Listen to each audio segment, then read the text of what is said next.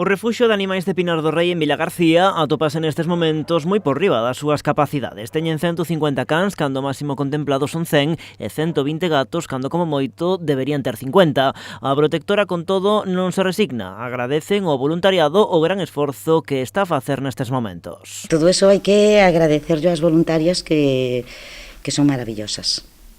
A protectora de Vilagarcía neste momento ten un equipo de voluntariado maravilloso e insuperable. O colectivo tamén agradece a colaboración do Concello de Vilagarcía. De feito, esta mesma mañá, a súa presidente e o alcalde da cidade renovaron o convenio de colaboración que implica unha axuda anual de 30.000 euros. 30.000 euros é unha cantidade moi bonita, non é suficiente porque manexamos unhas cifras anuais de máis do dobre.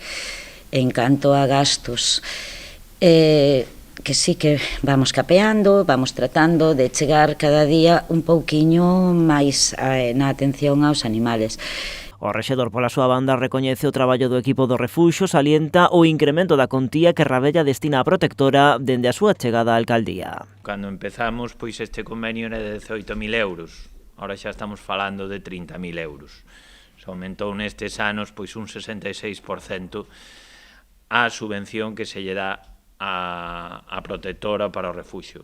E pon en valor tamén as melloras acometidas nestes últimos anos nas instalacións de Pinar do Rei. Cando chegamos á alcaldía de Vilagarcía, o refuxio de animais de Vilagarcía non tiña nin electricidade, estaba con un xenerador, co que sufrían os pobres animais.